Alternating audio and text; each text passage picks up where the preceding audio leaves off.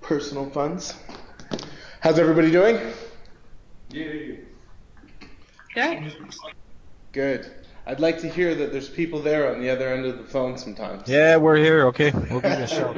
Hey, we're doing Thanks everybody for joining. You know, this session is it's a little bit off the track of what we've normally been talking about in our lunch and learns, and I'm glad to see the participants that we do have are not overcrowded, but we want to attract the attention of those who want to listen to this session, and not just try to flood it and overdrown everyone with information. So jump right into it. You guys know who I am in this office. My name is Jermaine, but outside this office, I'm also known as Coach Pax. I'm the head coach at Elite Body Fitness. I'm certified in scientific management of anatomical response training. I'm also the 2015 Winston Roberts overall bodybuilding champion. So I found that competing myself made it a lot easier to understand the mental dynamics of helping someone through a diet as well. What I do as an online coach and trainer, I consult training and nutrition for both competitive and non-competitive individuals. If anybody has any further questions about that, just please don't hesitate to hit me up. But we are just going to kind of keep track and try to focus tying together work and health balance and everything in between, and try to bring it together. So Joann's going to be speaking with us a little bit later on, more about the mental aspects of well-being, and I'm just going to quickly touch on some of the physical aspects. So I'm going to jump right into the top things that I run into as a coach, and the number one question I always get from new clients is, why am I gaining weight? For someone who doesn't know why they're gaining weight, of course, or why I'm not, which I get from a lot of times some men who are trying to put on some size and muscle. And a lot of the times, you know, there are a number of different reasons why these could be possible. Number one is going to be genetics, hands down. You know, we are traits of who our fathers and parents were, and a lot of times that comes with health issues or hormonal balances or just a good shape, just an overall good shape. But also I'd like to stress for the young parents or people with young kids that it's also learned behavior. A lot of times children growing up who are brought up active in sports like you see here, they grow up to be older adults who continue to stay active or get back into being active because they remember what it was like as a youth. We grow up with this aspect and this thought that we are what we eat, and that's what they always drill into us. But I'd like to change our mind thinking a little bit on that, and I'd like to say we are who we train to be. Because you could be a doctor, an athlete, a basketball player, or you could be Homer Simpson. And to be quite honest, some are more fun and easier to achieve, but we are who we train to be, and that's just the fact. So moving on to the most important part of maintaining a body type or well-being state, and that's going to be the importance of a healthy metabolism. Simply put it, the metabolism is a process by which your body converts what it eats and drinks into energy. Now, there's a lot of detail going into that, so we're going to make the slides available for everyone to download after because we don't want to get into the specifics. But basically, you're eating these foods, your digestive system's breaking them down with enzymes, and then you're storing this energy in your liver and other storage facilities of your body to be tapped at and used for energy output. So one of the good questions that we got before starting the presentation was from my good friend Len, and he asked us, how can you increase your metabolism speed or your metabolic capacity? Sorry. And simply to put, is the best way to increase your metabolism is to eat more. It's to eat more of the right macronutrients, macronutrients quickly being proteins, fats, and carbs. All of the foods that we eat have a base of those macronutrients in it. Also, to dig deeper, we would dig into micronutrients, which would be your vitamins and your minerals. But basically every person needs a certain amount of protein and fats to stabilize their their muscle skeletal shape and size, and fats to balance out hormone and brain function. The carbohydrates are really one of our main energy sources, fats as well. So with the right amount of macronutrients and burning the right amount of calories and expanding more and more energy, this is how you build your metabolism. The best way I know to explain this to new clients is I try to have them imagine their metabolism as a fire. And your body, this metabolism, this crazy scientific convulsion of energy is happening in your stomach, and it really is as strong as a fire. What do we need for a fire to grow bigger and stronger? We need to feed it fuel, and we need to feed it oxygen. And your metabolism is just the same. Oxygen being the energy that you're outputting, whether you're sprinting, running, swimming, anything but sitting at your desk and clicking, and feeding your body the right fuel that it needs. Because as your metabolism's working with this fuel that you're adding, you're building a bigger and stronger fire. So to touch lightly on just a few of the options that we have out there, you know, you can get overwhelmed. We got your keto diets, you got your paleo diets, you got your Atkins diets, your vegetarian diets, your vegan diets, your Weight Watchers diets, your South Beach diets, your raw food diets, and there can be so much information that it can become overwhelming.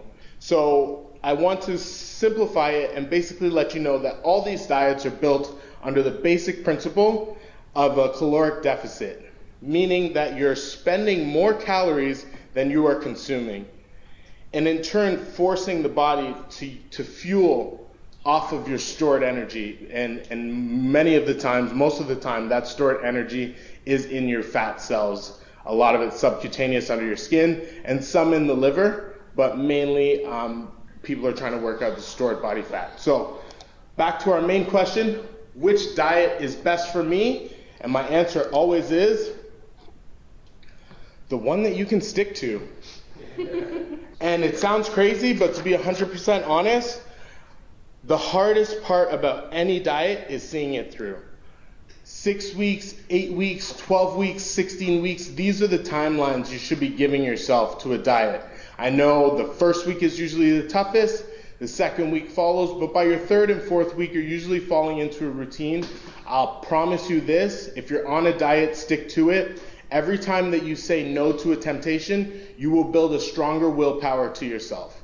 And the opposite goes. If you're on a strict diet, anytime that you give in to that temptation, you will break yourself down further than you started, and it will always be a struggle to get back in. So I adhere and I encourage you all to please try a diet that works for you, something that you think is easy for your lifestyle, and stick to it. Give yourself at least 4 weeks, 6 weeks, 8 weeks, and by that time you will see the progress in your mental strength and also in your physical ability. Just to briefly touch on it, we don't want to get too much into the details, but that's pretty much it from me. Does anybody have any questions? Awesome. Joann, I'll hand over to you. All right. So when, Jermaine and myself kind of brainstormed this and said, hey, let's do a different kind of lunch and learn. And, Jermaine is obviously more of an expert with lots of credentials. I've got an HR credential. I'm a CHRP certified practitioner. But what I wanted to share and what I wanted to kind of round out when we were discussing this is Jermaine focus on, the diet and your physical well-being. What I wanted to do is focus a little bit more on your mental health and that kind of well-being. So we've got a total body, total person wellness. So we're doing it rounded. What I'm going to do is actually slightly different. Yes, that is me. So a couple of years ago, probably. I know. Wow, look at you, eh? Thank you. Please do not copy and paste that photo. And save. And this is actually virtual clapping. Thanks, Helen. So what I wanted to share with you and give you a little background is why I did this, why I transformed not only my body, but my mind and my well-being. So before the age of 39, yes, that's right, I almost disclosed my age. I actually got shingles while on vacation. So if anybody knows what shingles is, it's a severe rash. It's caused by stress, actually. So that's when I said, okay, that's my rock bottom. And actually, that picture that you see in the blue, that was the vacation I was on when I got the shingles. I said, hell no. Was it shingles? Shingles. It's Look it up. Adult form of And it's usually actually prevalent with seniors, so people over a certain age. And, you know, after my family stopped laughing at me, in a very loving way, of course. But it right came after the laughing was Joe, we told you so. You were on a path to a heart attack, and shingles was your early warning sign. That was my rock bottom. I'm like, oh, hell no, I ain't going to 40 looking like this. I said my goal was to be A, healthy, and fit into a 2-piece bathing suit for my 40th. So what I did actually was 3 years ago this month, I started on this journey. I did go see a doctor, but it wasn't about injections. It wasn't about supplements or anything like that. What he did was took a natural approach, stripped everything out, and then started incorporating things to see how my body reacted with what I was eating. I had a lot of stomach problems before this. I had high cholesterol, as you could probably see what it's attributed to. So what I did I decided if I could start this in December right before the holidays, and if I can make it through, I can do the rest of the year no problem. People are like, start at New Year's. I'm like, no, I'm not one of those New Year's resolution people because I am doomed to fail. The first thing I did was have a conversation with my friends and family. I said, listen, I'm going to do this and I need your support. That was part of the mental well-being part. If I say no once to a piece of candy or an extra serving of food, and if you know my mother, she's a great cook and she's always feeding. If I say no once, please do not ask me again, because then you start to break down. And the food smells so good. So I need to eat dinner before 7 o'clock, and there were certain restrictions. I said, you know, there's going to be times I'm going to decline dinner because I'm going to eat at home. I'm going to make my own meals. I have great friends and family. They supported me through this. I actually went below my weight, my goal weight, and I went down to 114 in this picture that you see here. Wasn't totally healthy, but I've gained a little bit back, and I've maintained now since 2014, so 2 years I've maintained. Back to what Jermaine was saying is that if you can stick it through with those changes to your diet and your physical, if you can make it past those first couple of months, you will not go back. It actually is a tough decision if someone puts something cheat in front of me and I look at it and I'm like, nope, not worth it. And I think sometimes my body actually rejects it because I actually feel sick after. So Can I ask a question right Yep. here? So in this case, I believe something that was helpful for you, like in your household, you would keep the minimum of temptations, right? absolutely. If I didn't buy it and bring it to the house, I didn't eat it. So that was my number one rule, is do not go to the grocery store and buy junk and bring it into your food because you will be tempted to eat it. But what if others brought junk? And I put it on asked the them table? not to. So this brings us to a very interesting point of always having junk food on our table here in the office, which is very tempting. Ouch! Hey, I need that junk food. See, I know. my metabolism is on the other side, so don't penalize me. I'm just offering this topic for a conversation. I'm not saying this is, this is a silver bullet, just remove all of that or add more of it. Absolutely. It's just And a I topic think- to discuss because think at we- home I keep pretty much nothing to try and not eat anything like that in the evening, like a cookie with Well, some did you milk. notice where we keep the junk food? Normally I keep the junk food behind Jermaine. Behind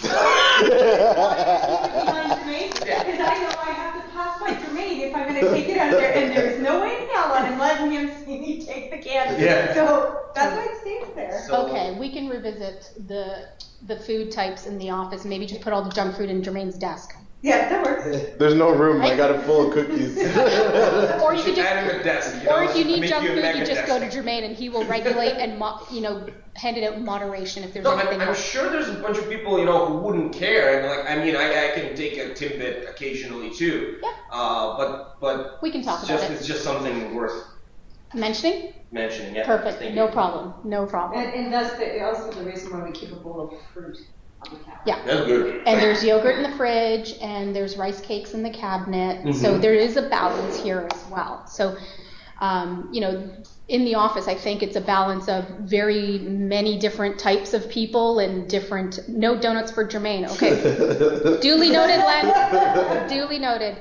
Okay. So back to the presentation. What I wanted to do is, when I was going through my I hate the word journey, but it kind of was. Like it was a bit of life-changing experience for me, but I didn't want to just change the body. I wanted to change my mind too. So some of the things I'm going to talk about are some tips that hopefully you could take 1, 2, maybe 3 away and implement it into your lifestyle. And obviously I'm going to open up because I'm always willing to hear what other people are doing, so I can do some new things as well. So the first one is keep a realistic attitude. Oftentimes I think that life sucks. So sometimes you could say life sometimes sucks instead of it all the time sucking. So, sometimes when we keep a realistic attitude about stuff and what we are realistic in terms of what we can handle as human beings, as parents, as siblings, as caregivers, I think it helps us move through what we can and cannot handle. And obviously, when we need to say no, we need to say no. I think that was added to my stress, which caused my shingles, is that I didn't know how to say no. But I thought, hey, I'm Superwoman, I can handle it all. So it's very important. Self-esteem and confidence. I think sometimes we tend to, and I know I do this all the time, we are harder on ourselves than maybe we need to be. Start to focus on some of your positive attributes, like try to, surround yourself with good friends, not negative Nellies. There was a while ago I cut out a lot of negative people in my life because it just felt draining after having a conversation with them. And I just couldn't do it because you almost take on their problems because you want to help. But realize they're always like that. Emotional support, as I mentioned, I sat my family down with my friends and said, listen, this is what I'm going to do. I need your help, and if not, I need to draw a line or a boundary. And they were awesome about it, and they're like, okay, what can we do? Even Christmas dinner was modified for me that first year, because my sister said, what can you eat and not eat? And my response was, don't worry about me, I can bring my own food. I just want to touch on this quickly while you have this topic. I want to point out that I believe this to be true in almost every circle, but if you have an illness or some type of restriction on your diet due to an illness, your friends and family will be more accepting of your critical illness and the dietary needs of that than if you simply say to yourself, I want to make a decision to make my life better. So you always need to worry about you. Think about you. Think about what you need to eat for you. Don't focus on what other people think you need to eat. I just wanted to say that. No, thank you for the plug. Yeah. And mental agility. We get so caught up in our work and our brains are going a mile a minute some days, and you get home and your head is spinning. Sometimes I encourage people to detach from work. Read a book. I know it's not really reading a book, but one of the things that really keeps my attention is basketball and baseball. So when I go for a run on the treadmill, I've got that. I have the luxury in my condo gym to have the TV on and I watch the game. It actually is kind of fun. Like I yell at the TV. I think I'm Coach Casey. Like it's fantastic. But I feel so good afterwards. But then I will flip the switch, and I'm in the middle of Nelson Mandela's first autobiography, which is sometimes painful to read, but it keeps my mind sharp because it's written by a lawyer, and it's fascinating if you ever get a chance to start that. So promote your mental agility, and it's not always reading about work, but focus on other things as well. Does this work? No. Here's some other ways to practice mental fitness. Daydream. I'm not saying you do this at work. I'm not promoting that. But if you're on a lunch break, why not sit by the window or go into the food court and daydream? One of my favorite things is remembering a good place that I've visited, like a beach, and kind of like the fun I had with a friend, or dreaming about my next vacation, or something along those lines. And it doesn't need to be long. It just kind of detaches your mind and brings back positivity. Collect positive emotional moments. All about what's my next adventure, honestly. It's too late now, but I want to do the skywalk on that CN Tower. Like, I've got a gift card, I'm planning it. Like, what's my next thing? You know, who can I take with me? Like, we shared this memory, this was fun. Do you remember this time? I think Facebook has those feeds where it pops up some random picture. Yeah. How fun is that when you see a picture from, you know, Miami 3 years ago when you ran a marathon, and you just start to glow when you start talking and thinking about it. Learn ways to cope with negative thoughts. We're human. We're going to have crappy / shitty days. Oops. Oh wait, no, I'm HR, I'm allowed to drop it. It happens. We have a really bad day and it's crappy, and there are times I'll say, listen, I've got cranky pants on today, but limit it. Have that moment and let it go. Move on. Don't let it bring you down. Do one thing at a time. One of the things when I did a volunteer program in South Africa, and one of the things, because my mind is always working, it's always on the next meeting, it's the next thing, and our leader turns to me and says, Joann, you need to live in the moment. Stay present. And he would do this for 2 weeks, because there were times that we naturally go to, what's our next meeting? What's my next dinner? Or we pick up our phones when we're having dinner with friends and family. That is my pet peeve. I've actually told my friends, I'm like, do you mind putting down the phone? We're in the middle of a conversation. And they're like, oops, sorry. Because we've become like Pavlov's dogs. Phone vibrates, we pick it up. We're having dinner. So live in the moment, absorb everything that's around you. Exercise, this all goes back to Jermaine and doing those things. Enjoy hobbies if you can. Pick up something new. Groupon is great for trying new things at a reasonable cost. I did archery lessons. Who knew I was awesome at it? Set personal goals. So this is personal. There are professional goals. I appreciate that, but we're talking from a personal perspective. What's your next goal for next year? I ran a 5K this year. My goal before 45, that's right, I almost said it, is to run a 10K. So I'm going to sign up for the Sporting Life 10K next year, and that's a personal goal. I'm going to do the skywalk at the CN Tower. Set some goals. They don't have to be big and elaborate, but even just little ones. Keep a journal. I'm going to be honest with you. I am horrible at this. I don't do it, whatever. But if that's something that's going to help you release any negativity or just jot down some happy memories, do it. Share a sense of humor. The one thing I've noticed about this workplace is that I laugh at least once a day. At least, yeah. At least. Whether it be something silly, indulge in a treat. Depends on what the treat is, Vlad. Depends on what the treat is. So share a sense of humor. We're not laughing, we're crying. Some days, especially when we're under a lot of deadlines and project deadlines and stress. Volunteer. If you have the luxury of time, sometimes, I know everybody's really busy, volunteer. It could be something small like an hour here, an hour there. It's amazing how uplifting it can be. I did a volunteer program in South Africa for 2 weeks. Oh my God, I came back every day, I was in tears, but they were like happy tears. It's amazing how good that makes you feel in your heart and mentally as well. And then of course, treat yourself well. If you are not healthy, mind, body, then you can't take care of others. So, I'm gonna start talking really fast. So the other thing I wanted to do is, because as we enter the holiday season, here's a couple of things that I've done over the last couple of years. Not all of them, because some of them don't apply, but I thought I'd just list them out, and hopefully you could take away a couple of them. The first one is budget. It is so easy to pull out that credit card and you want to give, but when that January statement comes in, the sticker shock, whew, it's hard. Try if you can to stick within a budget. This also goes back to being realistic.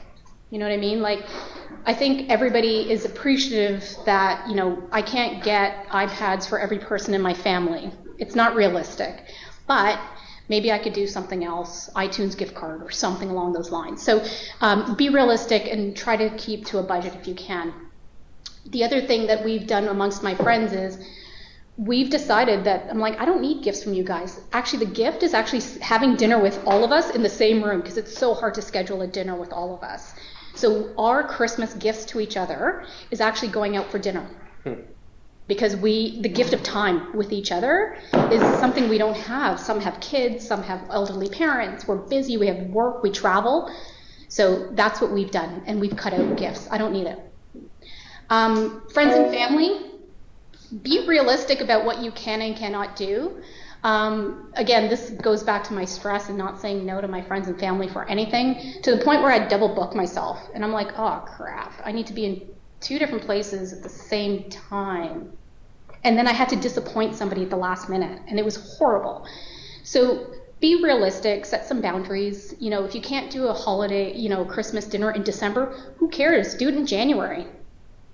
Like, it's probably cheaper, I'm going to admit it.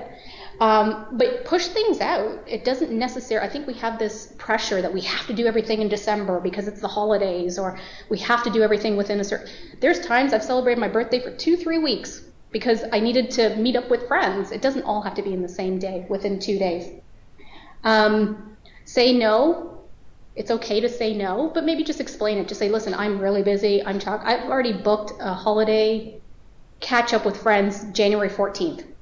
Because I said, listen, I am chock-a-block. I am so busy. Can we do this in January? They're like, sounds great. Everybody else is busy too. You'd be amazed at how understanding they are. And if they're not, then later. Overindulging. One of the things I did when I started, the wellness and weight loss was I purposely started it in December. It is the month of indulgence. It's chocolates. It's lots of dinner, it's lots of rich food, and I said, if I can make it through December, I can make it through this whole thing and really change. Be careful about overindulging. Try to incorporate some active things in there. If you're going to the mall, park at the furthest parking spot away from the door and then walk it in. Get off a subway stop earlier, walk it, instead of going right in. I know it's cold, make sure you bundle up so you don't catch cold. And drink and eat responsibly.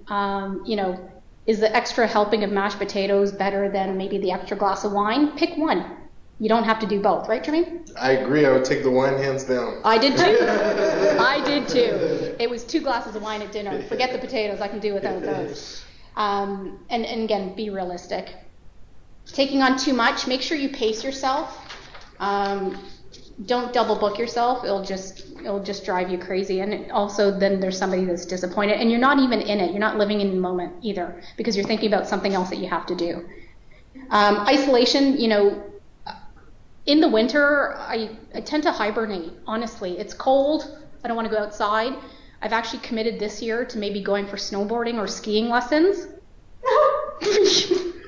First, I have to find boots and a jacket that is appropriate for the winter, but I know that in the winter, I like to hibernate. I go to work, I go home, it's dark, it's cozy at home, the basketball game's on, why should I go anywhere? But I've made a conscious effort to get out and try new things in winter sports. Maybe the winter will go by quicker if I'm outdoors and doing stuff. And then the other thing I say is, check up on others as well. Other people tend to go into hibernation isolation mode. Drag a friend out with you. And bring them out, and it'll be hopefully a lot of fun. And there's a lot of free events in and about the city, in any city that you're in. So try to go tap into those. I know I'm going to the Christmas market this Friday, so we're going to walk around and have some mulled wine, that's my cheat day. Seasonal affective disorder, the one thing I want to say about this is it does exist, but if you feel that there might be something more and you're trying all these different things, make sure you go see your doctor. That's the advice I'm gonna say for that. And then year in reflection, give yourself some credit. Sometimes these years, we can have really good years, we can have really bad years. I'm gonna say that 2016 was kind of crappy for me, but at the same time there were some good things, as I'm reminded some days by Nicole, that did come out of 2016. So I'm really focusing on some of the good things and not trying to be so hard on myself. And then, oh goodness, being active at work. Jermaine very much alluded to being sedentary. We all have very sedentary jobs. Very. One of the things I did during the last couple of years, I took the stairs if I could. I set a calendar alarm and then did some stretching. You'll notice that you get stiff, your eyes turn, they glaze over, they turn blurry. Look away from your screen, even if you have to set that reminder, just for a couple of minutes, it's going to help. There's some links here that we're going to hand out this presentation, that you can click on. There's some stretches at your desk that you can do, and some standing stretches that you can do at your desk as well. So that's from the Mayo Clinic there. I've actually decided not to drink out of a big water bottle. I drink out of a small glass, so it forces me to get up and walk to the cooler. So that's why you guys see me walking back and forth. That's the reason why, because if I have a big jug, I'm just going to sit there and not move. Walking meetings are awesome, especially when it's nice outside. I used to go for walking meetings with some of my leaders when I had one-to-ones with them, when we really didn't need a laptop to present or anything like that. So those are some of the things that I did to, stay active at work. So quick one thing as well, just quickly touching on it, because I know we all have sedentary jobs and we work a lot online, and a lot of it is mental. The mental fatigue that you feel after work is 100% real. You are tired. You're probably just as tired as a construction worker who's been out in the cold swinging the hammer all day, but you can break through that barrier. You just have to push yourself. I always say I never feel like working out until I actually get to the gym. Once my feet walk in there, the body starts motioning, and you'll realize that you do have stored energy for that particular exercise or that particular thing that you're doing, and it's not going to be the same energy that you feel fatigued from. You will actually feel refreshed mentally after expanding some of that physical energy. So I just wanted to say that, because sometimes I know personally, if I go home after work, I can't sit down. If I sit down on the couch, that's it. I'm there for the rest of the night. So what I'll do is I go home and I, tend to the kids, try to get everything together, and then as soon as they're almost ready for bed, I head out the door and I get my foot in the gym. that's actually a good idea, because I'm the same way. Like, get home, especially in the winter. I'm a summer person, but during the winter I go home. It's cold. Couch is so inviting with my fleece blanket. I love it. Don't sit. But what I do actually before I leave the house in the morning is I've actually gone back to hot yoga, which is amazing. But what I do is I actually take out my clothing and my yoga mat and I put it right near the door, and it's in my face. So when I walk in, I grab it, I change, and I'm back out the door to make sure I get to my class. So don't sit down. Yeah. And then when you get home after, you can sit down, you don't have to get back up. And then right after, the workout, I look at my instructor, I'm like, why do I stay away so long? Yeah. You feel fantastic after. Feels good.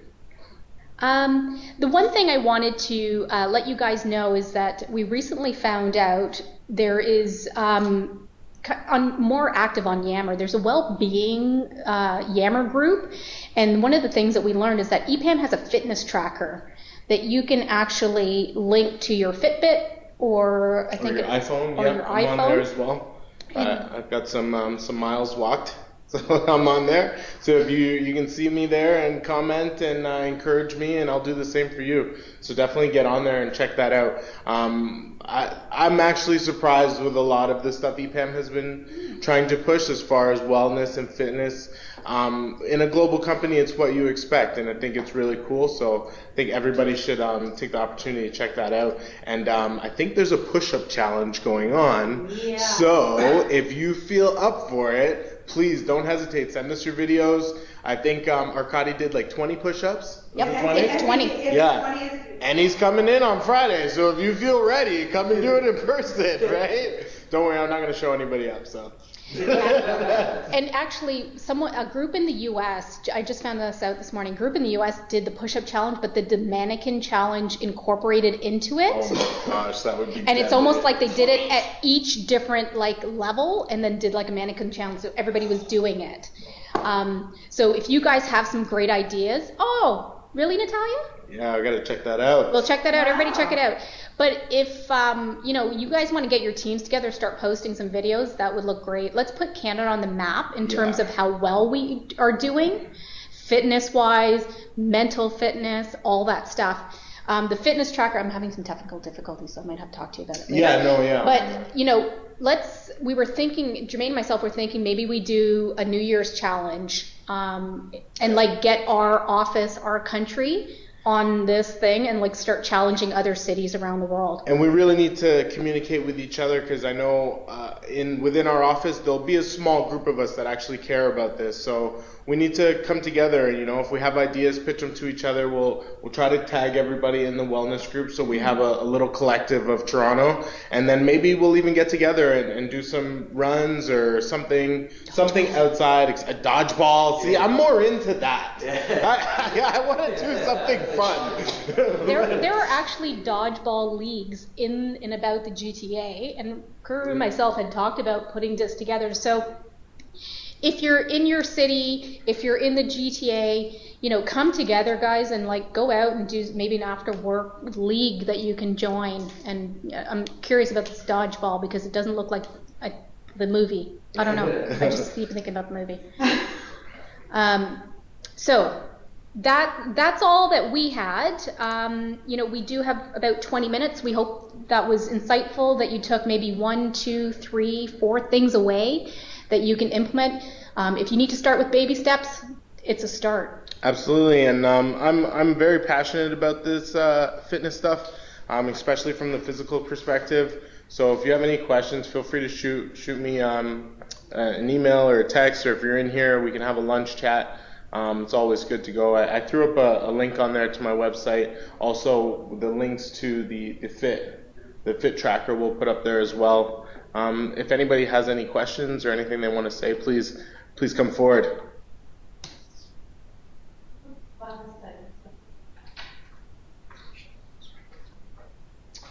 Yes, Joann, thank you for sharing your personal experiences. That was very courageous of you. I personally keep my shirt on as often as possible. I do as well. That came out wrong. Wow. Came out wrong. I do too. It's because, let me explain. In male fitness transformation pictures, usually there's no shirt on, so I digress. I'm fully clothed at all times. I'm digging this hole deeper as I go. Unless they Google you winning that contest.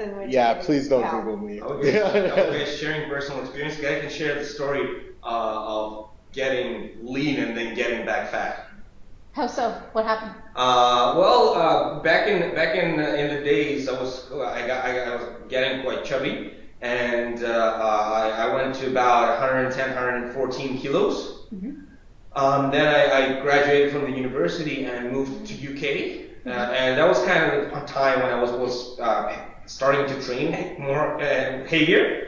And when I was doing my master's, I suddenly realized that apart from master's and my job that I had, like part-time, I had a lot of free time, so I had time to actually manage my diet and everything. So I switched to, and this is to support exactly what Jermaine was talking about. I switched to first 6 meals a day and then to 8 meals a day, and was going to the gym about 5 to 6 times a week, which was a little bit aggressive, but I could afford that. Mm-hmm. And I went down from 114 to about 82, 85 of leaner, and then gained back to 95 of mostly muscle. So I got a little bit of abs, just a little bit of abs.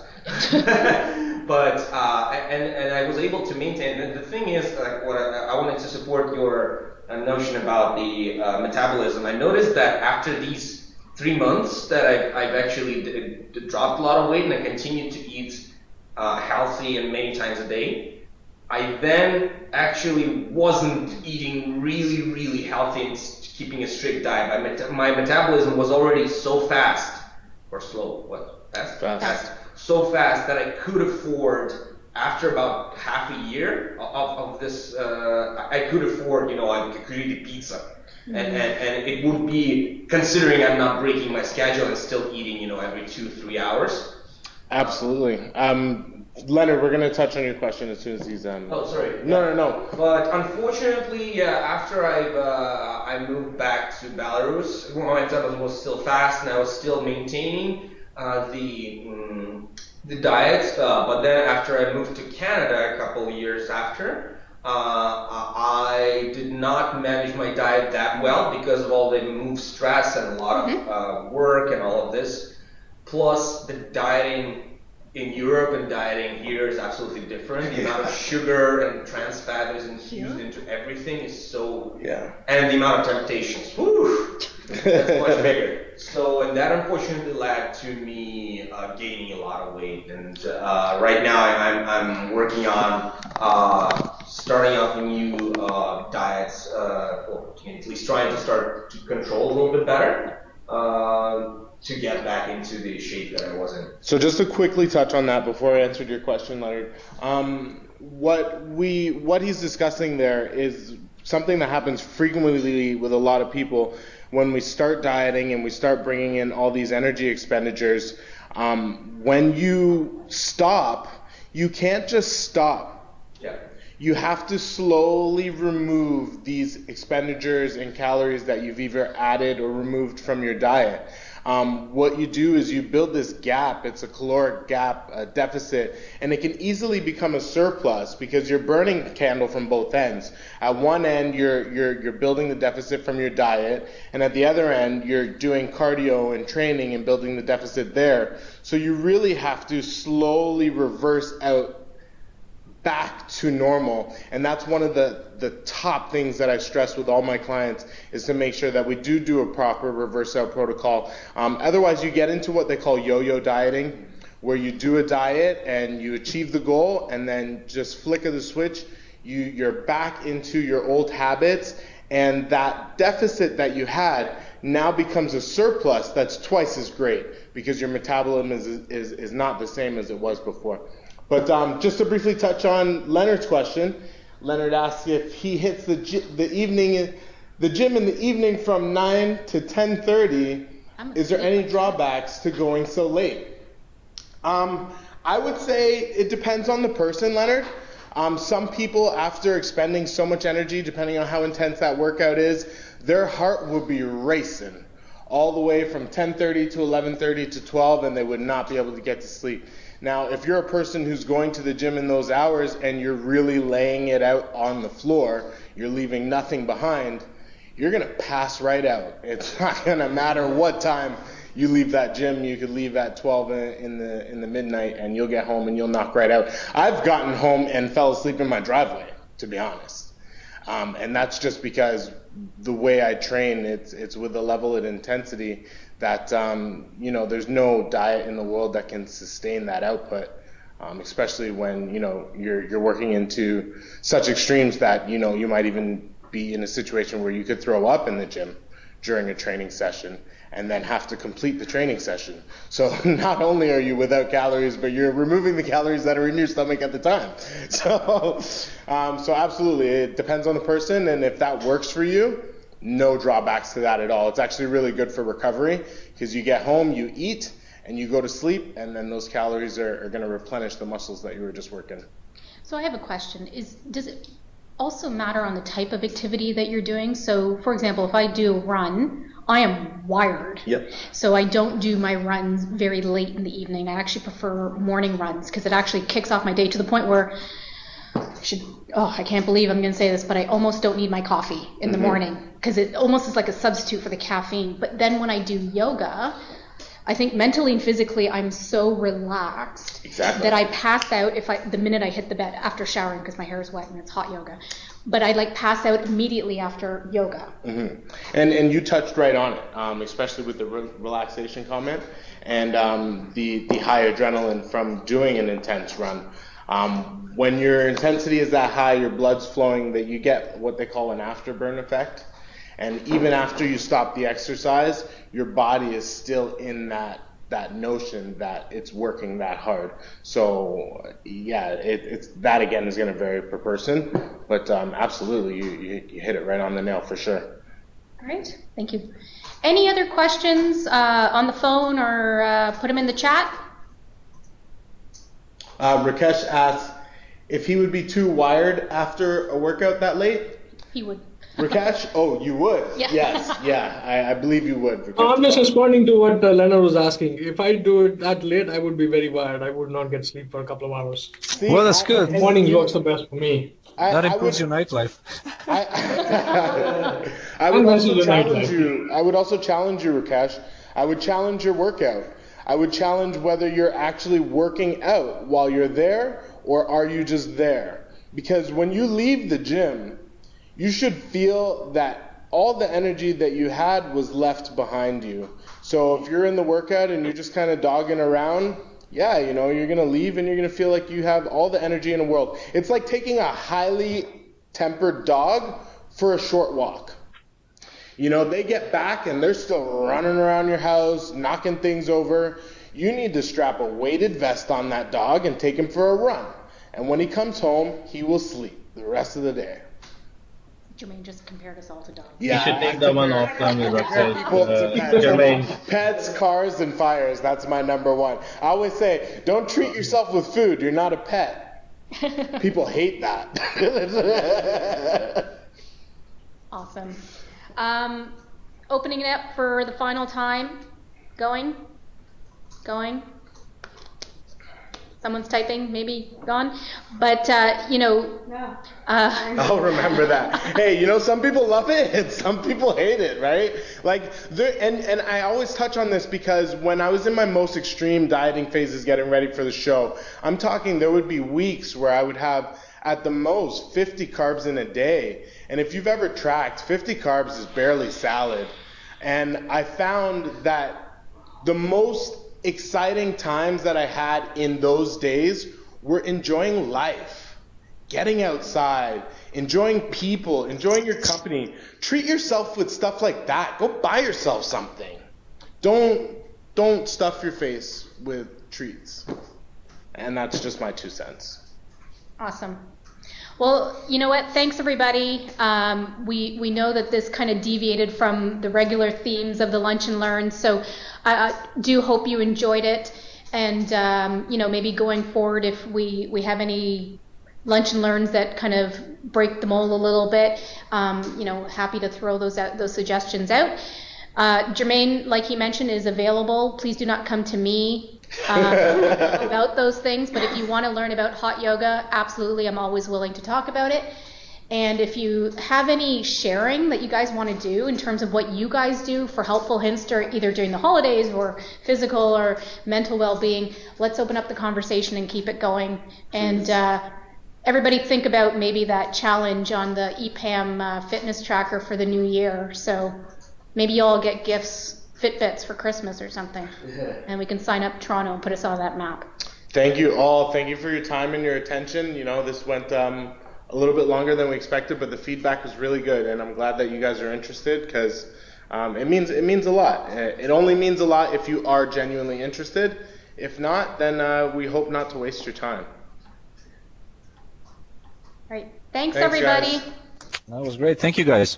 Thanks Thanks for sharing.